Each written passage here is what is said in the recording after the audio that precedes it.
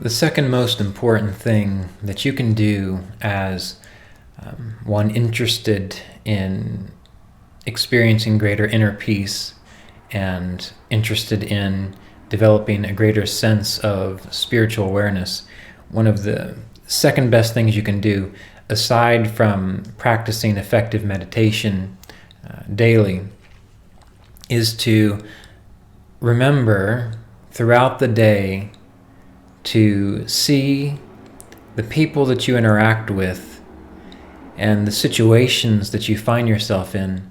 Remember that they are an expression of spirit, of pure spirit, everything that you experience. When you are able to think in this way throughout the day, whether you're meditating or not, and whether you like the circumstances that you're in or not, you are acknowledging the truth of essentially where you come from, spiritually speaking, which is spirit. In the Bhagavad Gita, there are many statements in there that say we need to look past the outer circumstances to see the essence, that which makes all of this possible, which is referred to as spirit, God, divinity. Sri Yukteswar, in his text, The Holy Science, in chapter 1, verses 15 and 16, he says that just as objects seen in our dreams are found when we are awake to be insubstantial, so our waking perceptions are likewise unreal, a matter of inference only. And the reason he shares this is because what causes us so much suffering in this life is taking all of this that we work through, that we live through, that comes and goes, that rises and falls, that changes. We take all of that as though it is the real thing. Meaning, right now, this chair that I'm sitting on, the lunch I'm about to have, the human beings I'm interacting with, as though they are really permanent things that are going to be there forever, when really they are just a temporary manifestation of a pure consciousness, spirit. And we have to use these kinds of words even though they don't really work, because spirit, pure consciousness, these things are the source of our body, our mind, our emotions, our creation.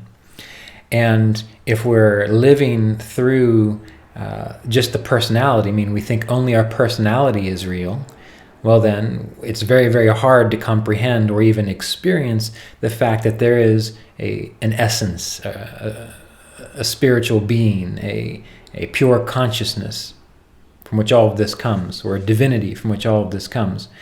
And divinities, I'm not speaking of any kind of personality or person in the sky. I'm talking about something beyond what our mortal minds can comprehend, but which makes all of this possible. We practice meditation so that we can catch a glimpse of that. Because when you meditate well and correctly, you are able to let go of your attachment to your body, your mind, your personality, and you're able to free yourself, to become free in a spiritual awareness. And the closest thing that you can imagine that that's like is if you've ever been in a dream, and you remember a dream where you weren't aware of your body, but it's like you were flying or free in space. You weren't bound by anything. That's the closest your mind can comprehend. But that is what everything comes from, and that is the purpose of our meditation and our prayer and our spiritual practices. I use the word prayer there for those individuals who might not necessarily be practitioners of yoga, but have other traditions, contemplative traditions, prayer traditions. But those things give us the ability to access and experience our true nature. The practices, we get a glimpse of it. There it is.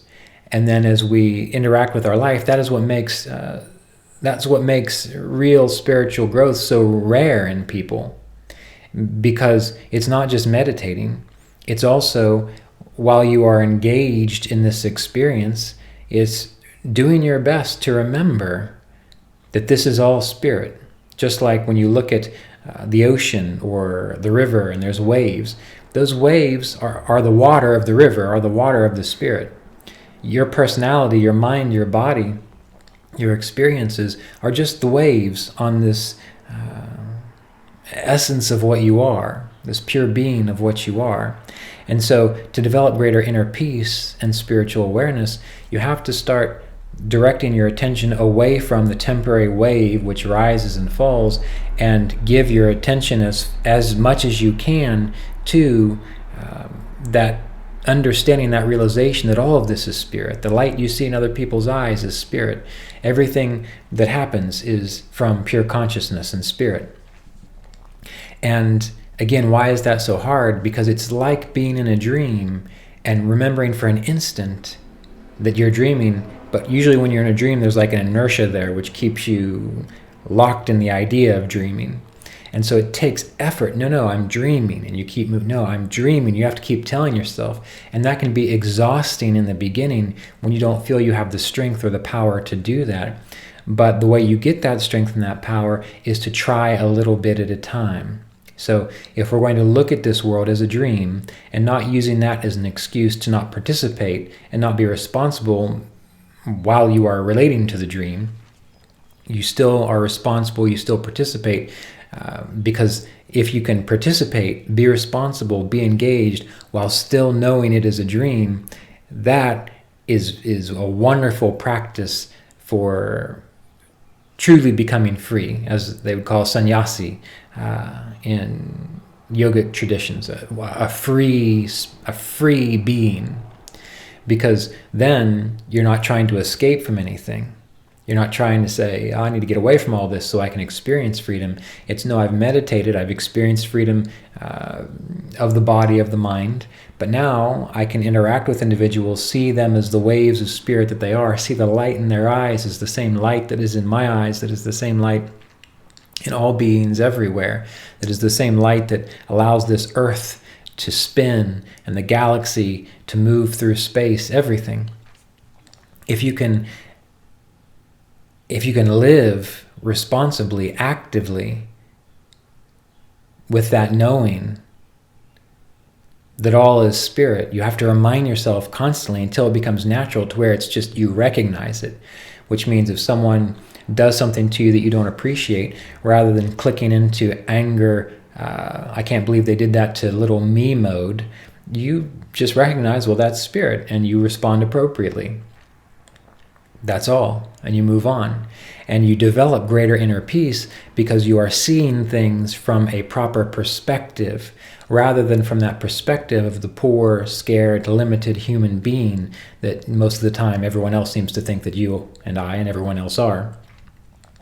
So the second greatest thing you can do, aside from having an effective meditation practice every day to go deeply into that realization, to give yourself permission to have that realization of being free in space, a free spirit beyond time, space, the personality, is while you are doing your work, while you're walking down the street, while you're interacting with others, while you're dealing with problems, while you're enjoying your vacations, always remind yourself, remember, ask yourself, how is this spirit? How can I see this as spirit? And that takes vigilance. That takes constant practice. It's not just something you do for 5 minutes and forget about it. You can even set a little timer that occurs throughout the day. Okay, now remember, everything is spirit. Everything that happened is pure consciousness, is my own true self. Do that for days, weeks, months, even years if you have to, until it becomes second nature, that you are able to recognize what you see, what you experience, what you live, what you breathe, the pleasure, the pain, the grief, the joy, the sorrow, the neutrality, the inspiration, all of that are waves on this ground of being, if you want to call it that. And when you get those glimpses in meditation, they will become more prominent if you do this in your daily life. Just like your meditation will help you to see this within your daily life. And eventually you move from that mental game of trying to see everything as spirit, as trying to talk yourself into it, until eventually it becomes a heart-based recognition. Just like you recognize your family members, or you recognize your favorite pet, or you recognize your favorite song, there's an immediate recognition. Oh, everything is spirit. It becomes permanent.